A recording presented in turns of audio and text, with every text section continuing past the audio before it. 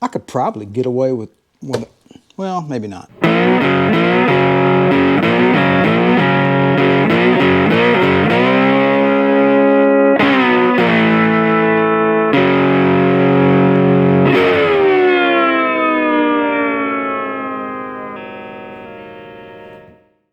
All right, I tell you what, it's time for an unboxing. We got a package in here from, let's see, what's the name of this company?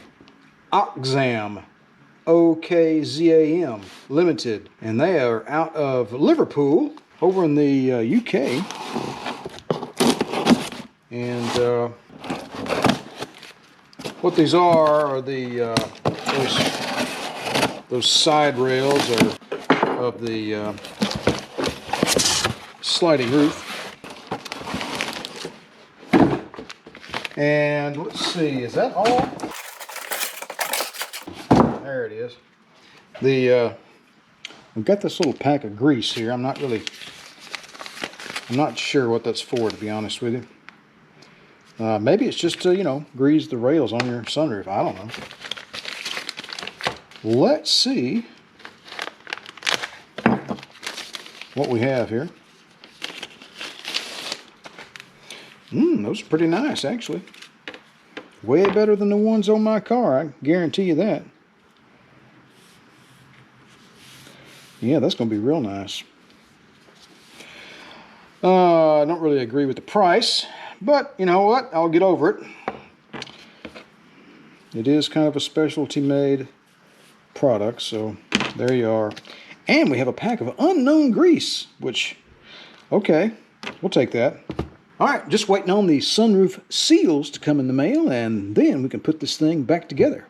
All right, we got the sliding roof lid here on the Sawhorses on a soft mattress cover. I got the super clean out, and this was all full of greasy dirt, as you would have expected. And I just wanted to inspect this and see what we were dealing with.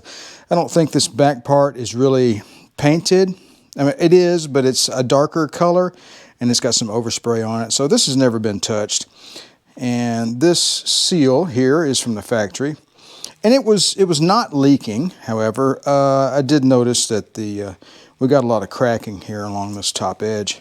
So that's the reason why we're going to go ahead and change it out. I mean, it makes sense, right? You know, it's just time. So still waiting on the seal to get in. I think the seal is going to come in this afternoon. So we'll take care of this next. But you can see the scuff marks right there. So one of the other things that we're going to have to do in this project is to find a way to poke that insulation on the underside of the roof inside the car back up so we don't continue to rub on our roof here. I think some rubbing compound may take those light scratches out, because I don't think they got beyond the clear coat. And we got a little nick right there.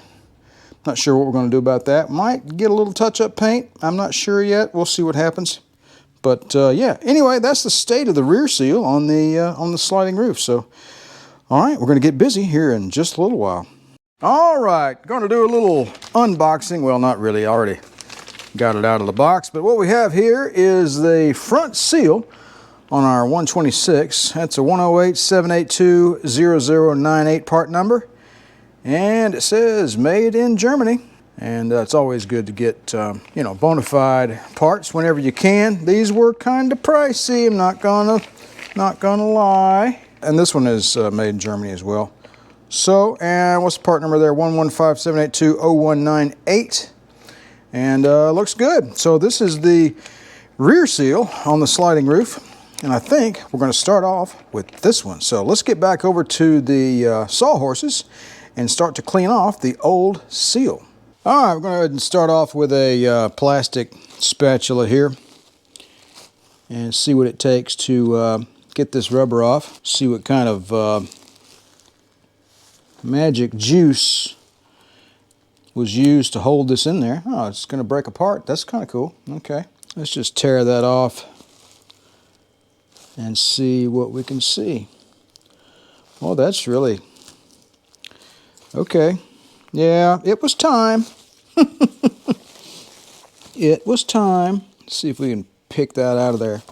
I may have to get a different tool. All right, I don't know why I didn't think of this before. Got the little blue body panel pry bar here. And let's just take a look at that and see how easy or hard that is going to be.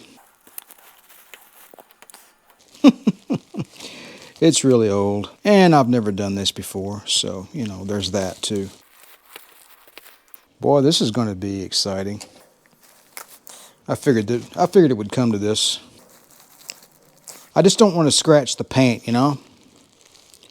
So maybe I could just kind of slip it in there, kind of put a little upward pressure on it, and be real gentle, and then tug on it. There we go. We got past the rough part. There was a lot of adhesive there. Hey, look at that. That's interesting. So I'm guessing they didn't put adhesive there, but they did on the end. Hey, look at that. It's coming on out now. Yeah, it looks like they put glue on the end, but not in this part. And you've got this channel here that, you know, the rubber is pressed down into that. So, hey, man, cool. Probably some glue on the other end, though. So maybe I will go by the Mercedes example and just glue the end. Yeah, all right, let's just go ahead and rip that off of there. And, okay, I'm going to get this last little bit out here, then I'm going to clean this up, and we'll show you what it looks like when we're done with that. So we'll be right back. All right, that's what the channel looks like without the seal in it, and cleaned up pretty well. Had a little bit of adhesive left down in that channel right there. I'm not really worried about that, though. The wetness is alcohol. I cleaned this up with Super Clean, and I came back and put some alcohol down in there and tried to clean it up as best I could. So we're going to let the alcohol dry out, so to speak, and then we'll take a look at reinstalling the new seal. We're going to go ahead and go with the 3M automotive black weather stripping adhesive. This is good stuff, and I think we'll go with the factory method of a little dab there and a little dab at the end, and then just slip the rubber down into the groove and call it a day.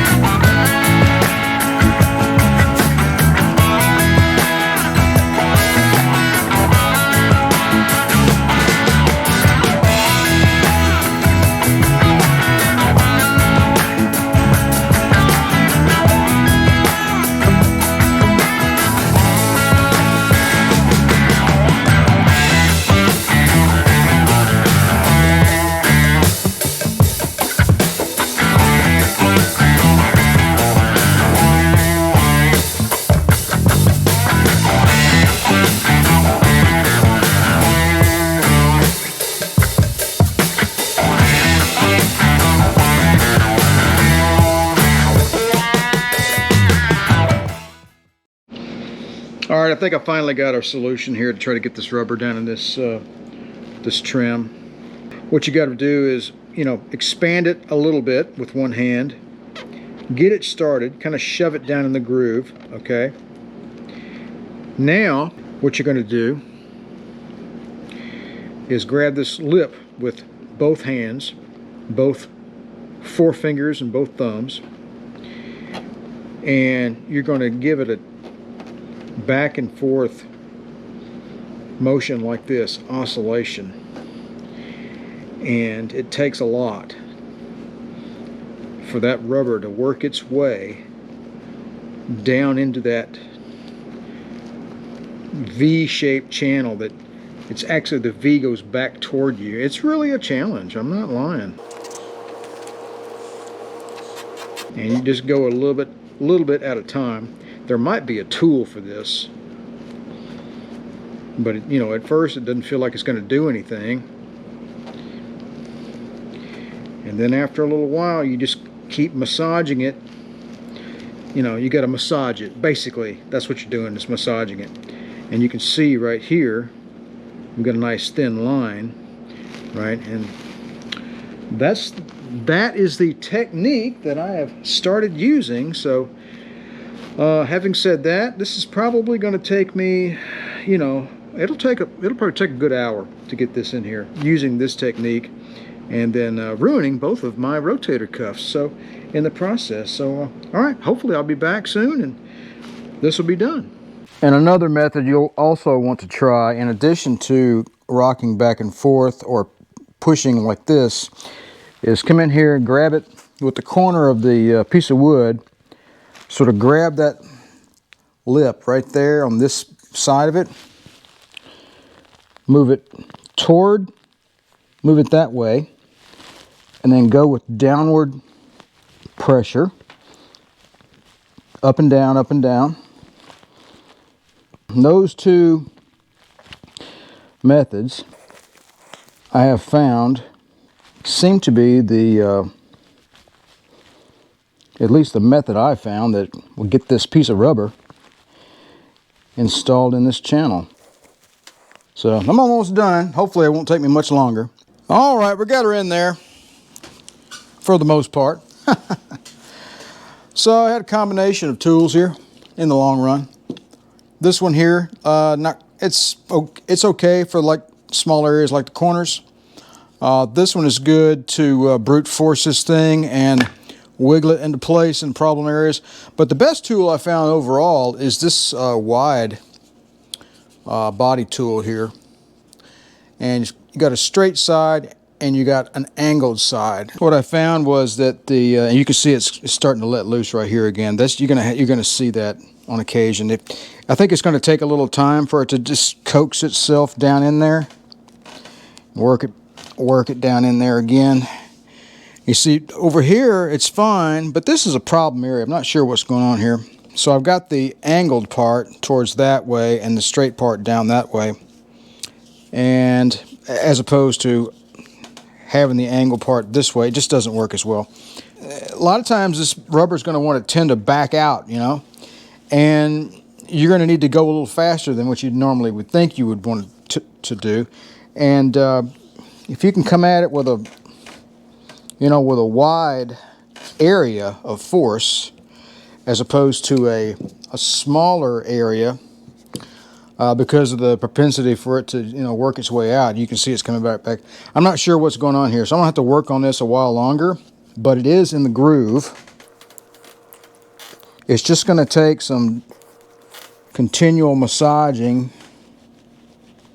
I think, to convince it that it doesn't need to squeak back out.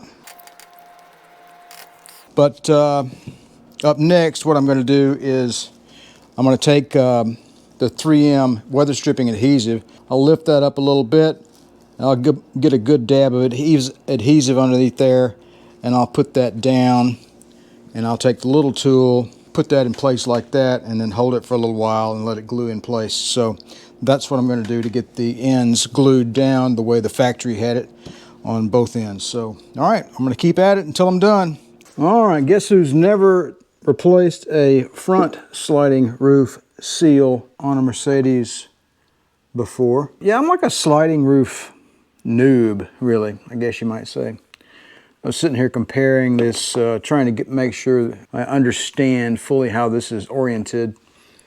There's a sort of a flappy lip here, and that goes on top. Initially, I was thinking I'd have to take this wind dam out. I just hope it's not as big a nightmare as the rear seal was. That rear seal was a pain. I ain't lying. It was a mess. Just ridiculous. I put 8 hours in it. Easy. Well, the inside part's still good. But the outside part, not so much. I could probably get away with well, maybe not. Yep, it's time. I'm gonna go ahead and finish pulling this seal out of here. Oh yeah, that's much better. Yeah, boy. Yeah, that's the ticket right there. It doesn't take much, just a drop or so. You can sort of stick it up inside that channel, and boy, that really facilitates the removal of the seal. Expeditiously, I might add. All right, let me get on the other side over there and take that seal completely out, and then we'll see if we can put the new one in as easily as we removed the old one.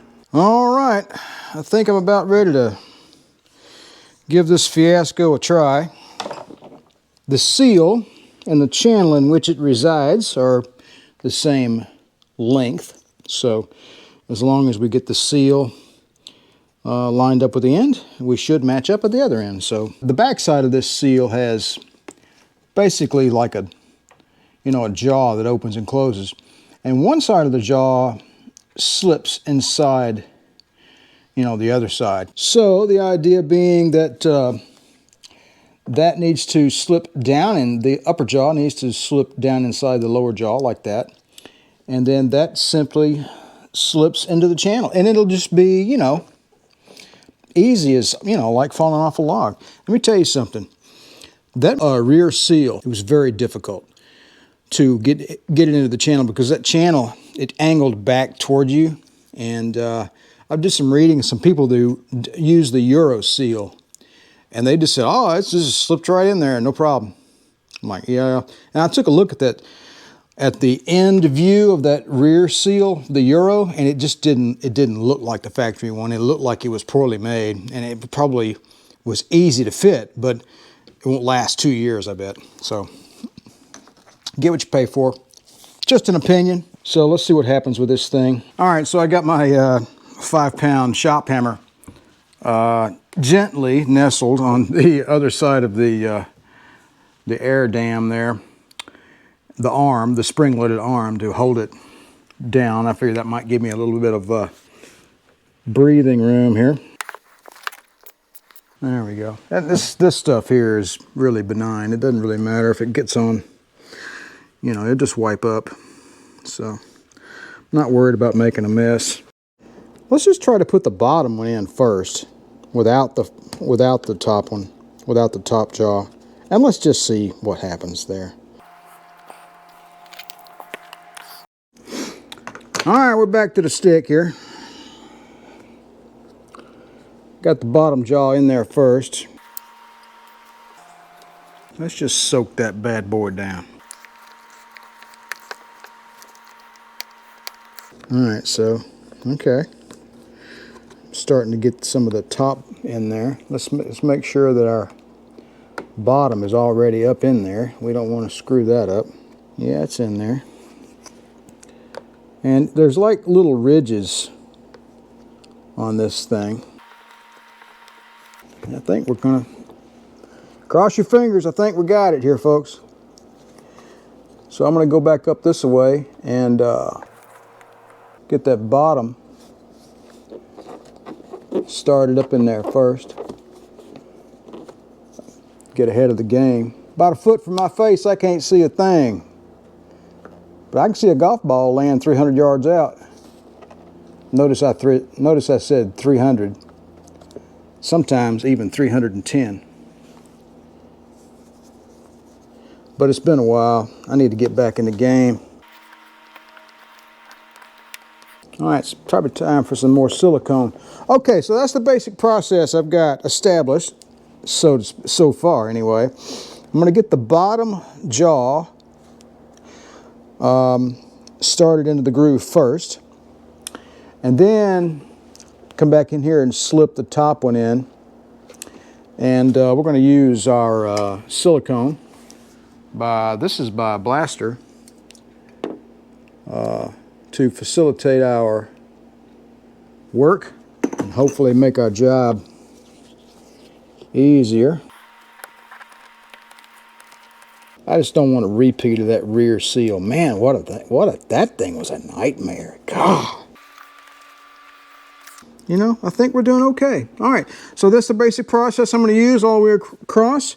I'm going to get the bottom jaw in first, use the silicone, slip the top jaw in next, and do it a little bit at a time using the little plastic tool, fingers, maybe a piece of wood here and there.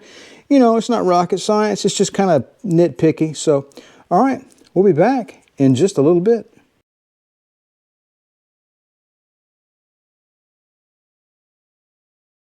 Well, all right, folks, that's all for now. We've hit a dead end. We've got to return a part, and we will either buy a new Mercedes part, or I think we might even try the Euro brand just to do a stare and compare between the two, just because the Euro is so inexpensive. All right, I appreciate you guys stopping by the channel. Don't forget to like, share, and subscribe. And if you'd like to be notified whenever I release a new video in this particular sliding roof repair and maintenance series, well, go ahead and click that little bell down below. You guys have a good one, and remember to enjoy maintaining your classic Mercedes.